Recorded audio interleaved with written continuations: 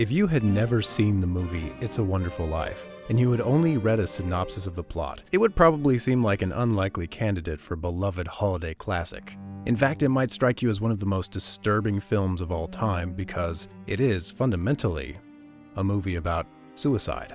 A film which sets out to answer the question which Albert Camus said was the most fundamental question in philosophy, and that is the question of whether life is worth living. Fun for the whole family, right? The fact of the matter is that even for those of us who have seen the film many times, it can be easy to forget what this film is about. The kind of suicide in this film doesn't even seem to be the same as the suicide of hushed tones, drama, and melancholy that is portrayed in 21st century media.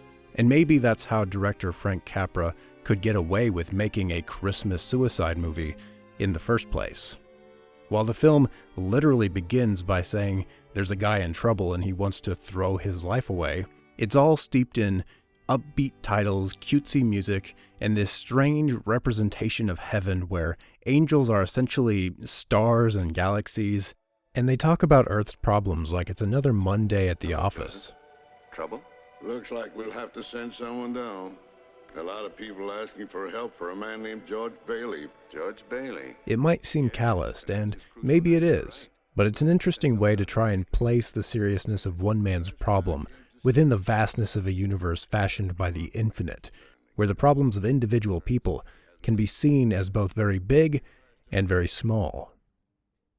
It actually reminds me of a passage from G.K. Chesterton, where he was commenting on the medieval art of the artist Fra Angelico, whose paintings seem to have this light, fairy fluffiness to them, despite dealing with serious and sometimes horrific scenes. Chesterton says, "Angels can fly because they can take themselves lightly." And in It's a Wonderful Life, it's certainly true that angels can take themselves lightly. While there's a willingness among the angels to do everything to stop that tragedy, there's also a Mozartian frivolity. To be clear, I'm not here to argue that It's a Wonderful Life is the darkest Christmas film, but rather that it is the most authentic. But the term authenticity has at least two common usages that are relevant here. One way to be authentic is to be honest and transparent, and the other way to be authentic is to be the real thing, as opposed to a counterfeit or a fake. And this film deals with both. On the one hand, it shows us the brutal rawness of how a person feels about life and not wanting to live anymore. It shows us how bad life can be. But at the same time, it's possible for our feelings to be wrong. Just by admitting what we feel, we're not being completely authentic. If the way we feel about the world is not the way the world truly is. And the other side of the film wants to show us what life really is, that even in the darkest moments, when we feel terrible about it, it is actually a wonderful thing.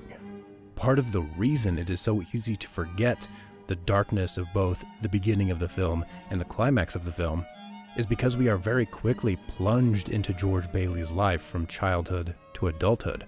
And so much of it really is wonderful. Even though many of these episodes revolve around typically tragic events, like potential loss of life or actual loss of life, there seems to be a rosy tint even in the black and white of the picture. Just as the meaning of a sentence is not merely determined by what you say, but how you say it, so much of life, our well-being, our worldview, is not about what happens, but how we see what happens. And I'm not just talking about interpreting events as being either good or bad. I'm talking about the tone of things, the atmosphere, the feeling, the shade that emanates off of things. It's a Wonderful Life is shot and performed in such a way that these scenes have this kind of cheerful, effervescent quality to them, reminiscent of a Fra Angelico fresco. But those of us who are pessimists are left wondering, is this how life really is? Is real life really this charmed? And the answer is that it depends. In the film, George's life seems to be so charming, not because of the world per se, not because of objects or circumstances, but because of how people respond to the situations that they are in. It's the way that people act that endears these scenes to us. And whether or not people act this way in real life, well, that's up to us, isn't it? If all the world's a stage, then in theory, I suppose all the world could be a Frank Capra film, depending on how we choose to play our parts and read our lines. George Bailey is a character who has chosen to be a good man, and that's what makes this film both incredibly charming and also incredibly tragic, because he's a great guy, but bad things happen to him. The Greek philosopher Aristotle argued in his Poetics that if a story is really to be a tragedy, then it's not enough for bad things to happen to a bad person. Bad things have to happen to a good person. That's what makes us pity a main character. And I think one of the reasons we like these kinds of stories, including this movie, is because they have the authenticity to tell us that bad things happen to good people. And not only that, but sometimes bad things happen to us precisely because we do the right thing. If we step back for a moment and think about the world that we live in a culture where we are told to follow our dreams, to realize our potential and live our best lives as we see it. And we are sold the delusion that we can do all of this and always be a good, virtuous person, when in reality, very often our moral duty does not care about our dreams.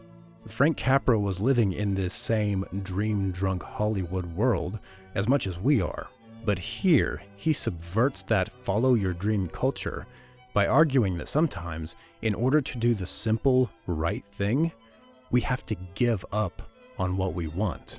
And this is what George Bailey does again and again. He wants to go live a life of adventure, traveling the world, but he constantly has to give up that dream to fill a responsibility or simply to do the right thing for someone.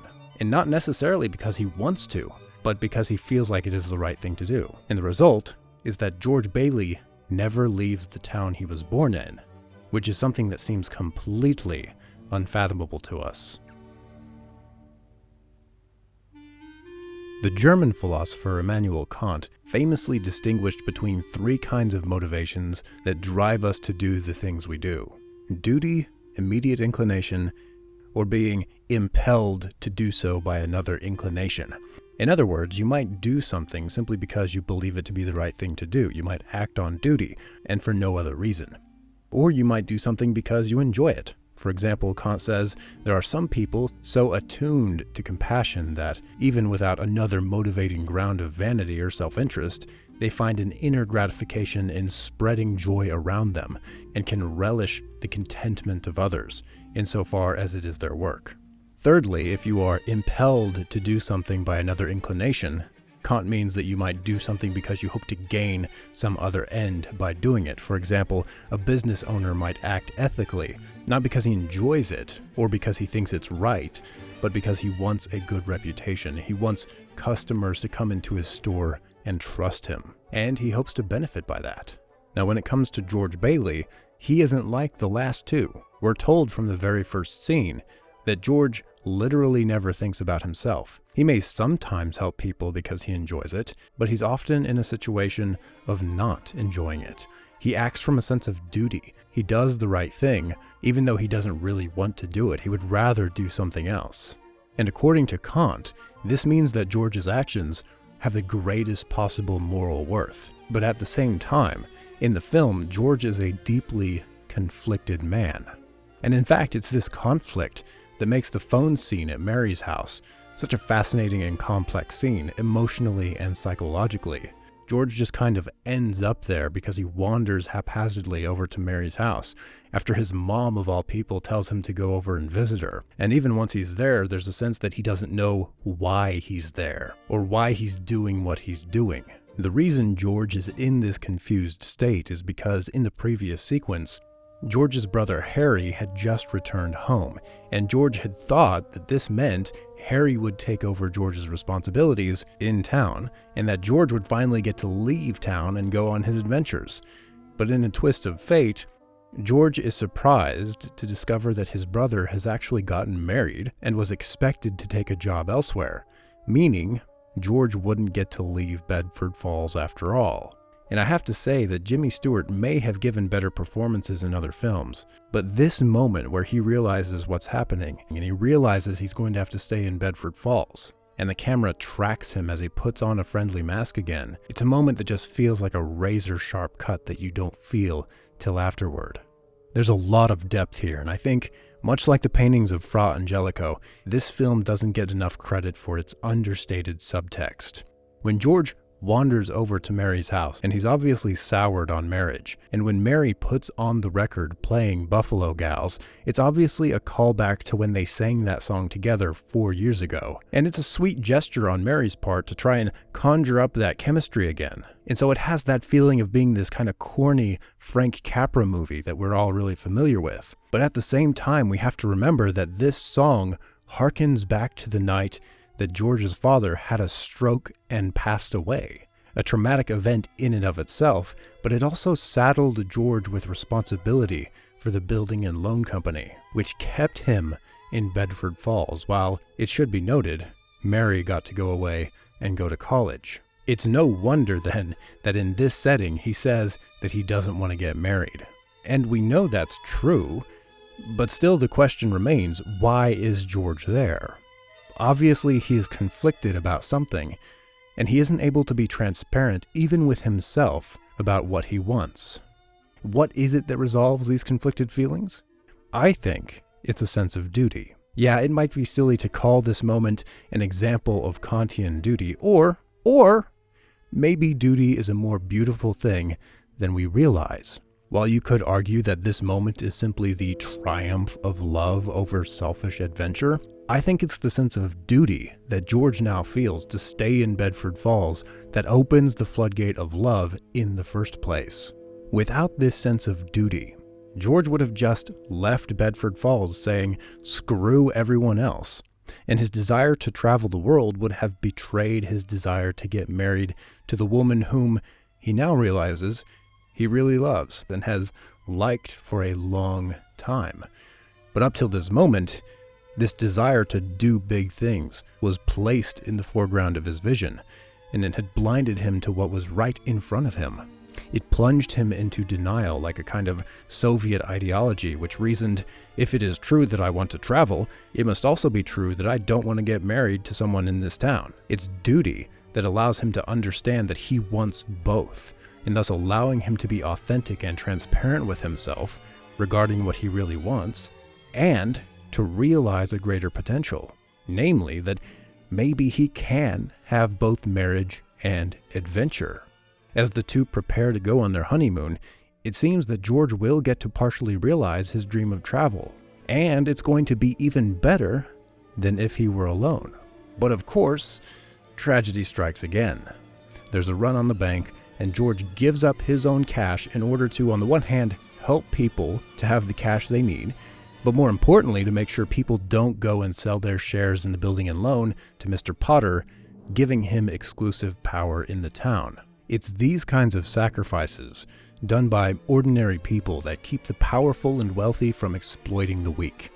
I think it's interesting how this film even makes a point to say that even a congressman has to wait on Mr. Potter.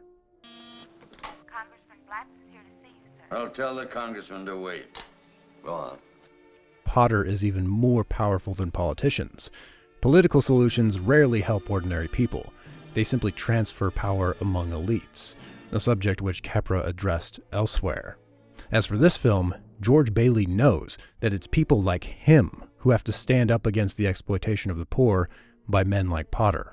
He knows that it's his sacrifices that will keep people out of Potter's slums and give them a chance for upward mobility. And because George treats people as ends in themselves, he constantly helps people in these kinds of ways at no profit to him or his business. In the midst of all this turmoil, there's a fun little honeymoon dinner scene that shows us that there can still be sweetness, even in disappointment.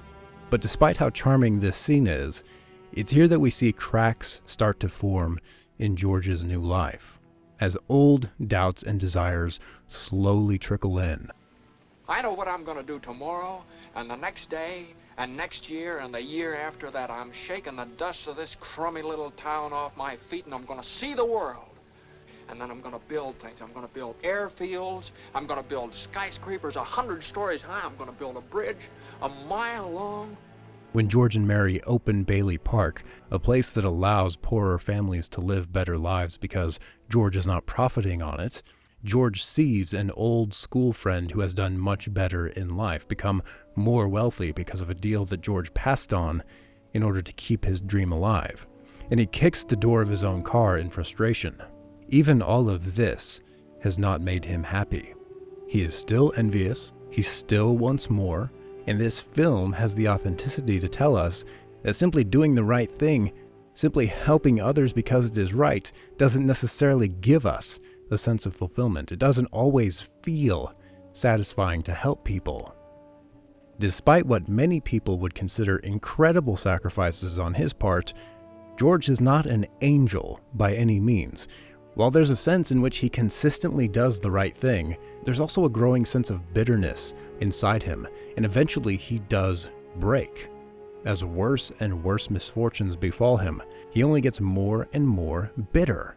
And this can be the danger of rationality without passion, a logical sense of right and duty without a rich motivation and a sense of value that goes along with it.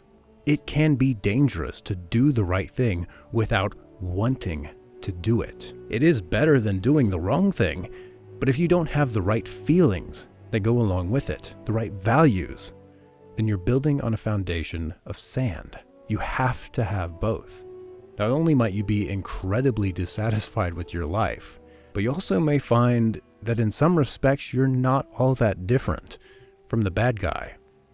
If it's true that there's only a line that separates good and evil, then the good man and the evil man can at times be much closer to each other than we might like to think. And it's at this point in the film that we come to appreciate that in many respects, George Bailey is the same person as the villain, Mr. Potter.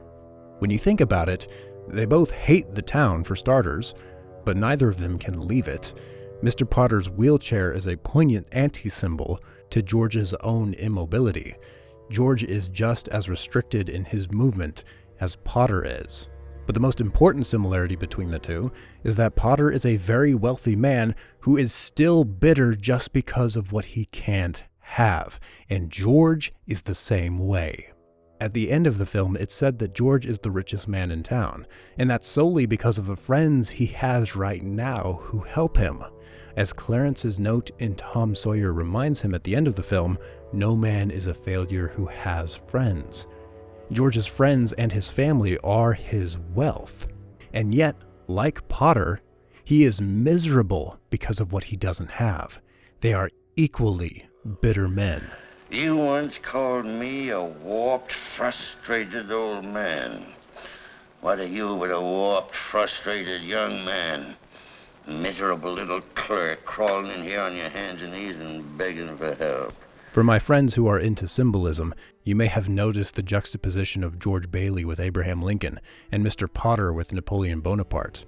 The reputations which these two figures have in the popular mythos as a tragic liberator who dies for doing the right thing and a ravaging conqueror who only cares about power, neither of which is completely true, nevertheless embody the contrasting ideals which have led George and Mr. Potter to have these images in their homes and offices.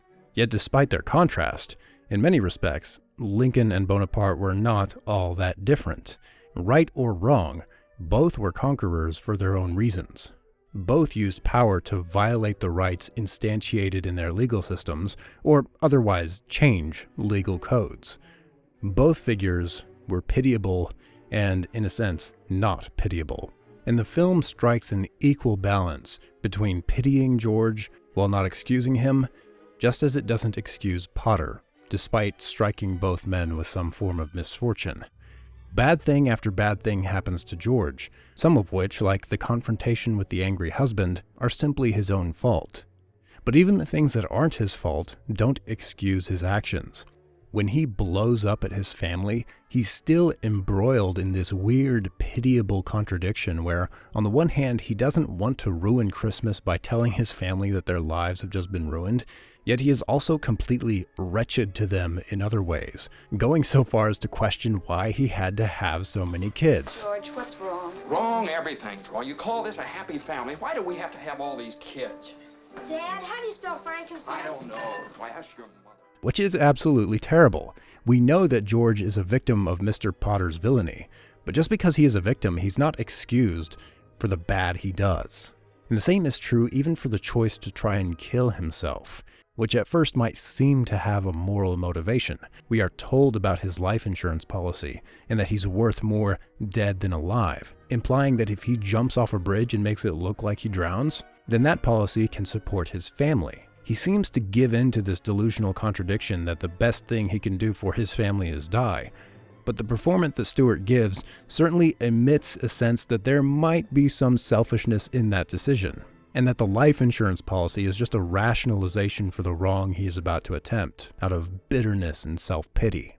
The reality is that at the end of the day, it can be hard to properly see what the greatest good really is when we are left to our own rationality, being the finite creatures that we are, especially in a state of real-life turmoil. What we need is something that Kierkegaard calls an eternal thou shalt, and motivation in the category of the eternal, which is something Kierkegaard thought was lacking in Schopenhauer's ethics.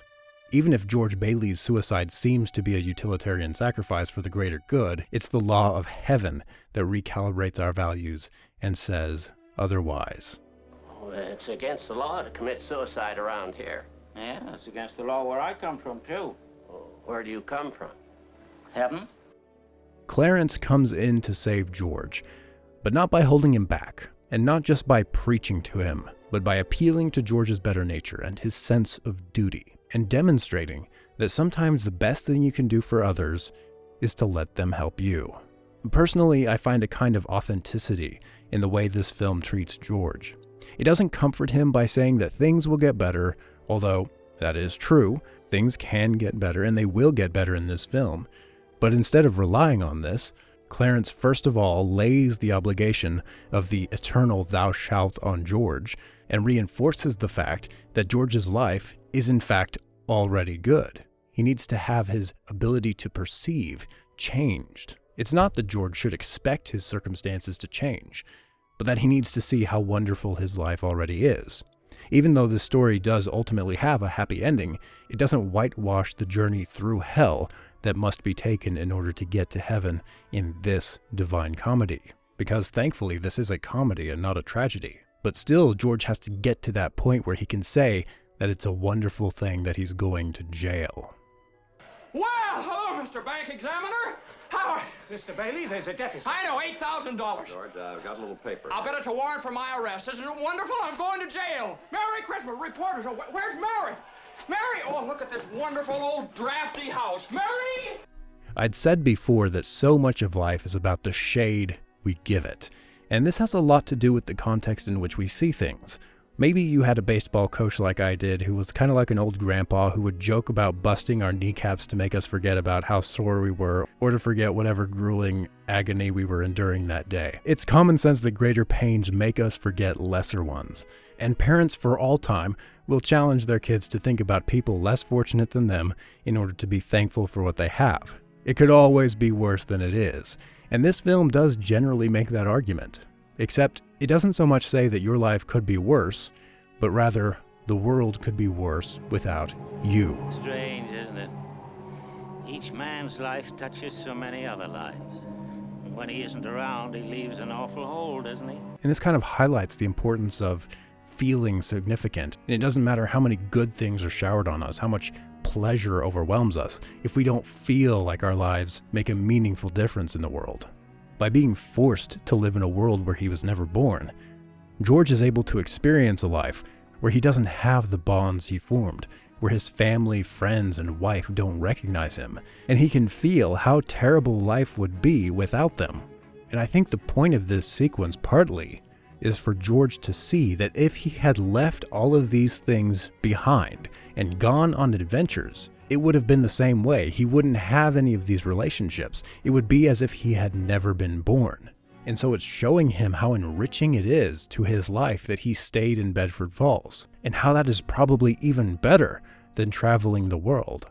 But just as importantly, it reinforces the fact that these people are so wonderful in the first place because of the relationship they had with George. Some of them only existing because George existed.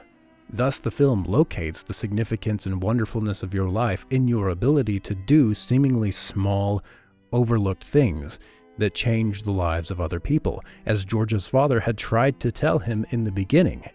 And it calls us not to forget those things, because that's what caused George's agony in the first place, right? He forgot it. He had done so many good things, but he forgot about all of that. The song which closes the film, Auld Lang Syne, is a moral imperative.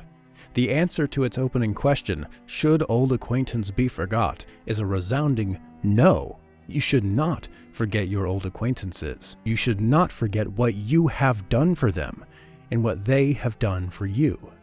Contextualizing our present means remembering our past and training the mental skill of bringing the past with us wherever we go. Ultimately, this film calls us to the greatest form of authenticity.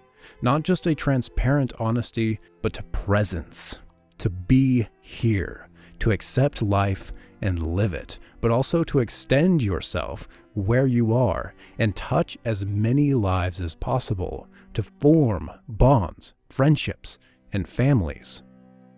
It's presence, with its cumulative human relationships, that trumps both mere feeling and mere duty, by reconciling them and making them more than what they are alone. Most of us, at some point in our lives, will feel George's desire to get out of the little town, to go on adventures and see the world.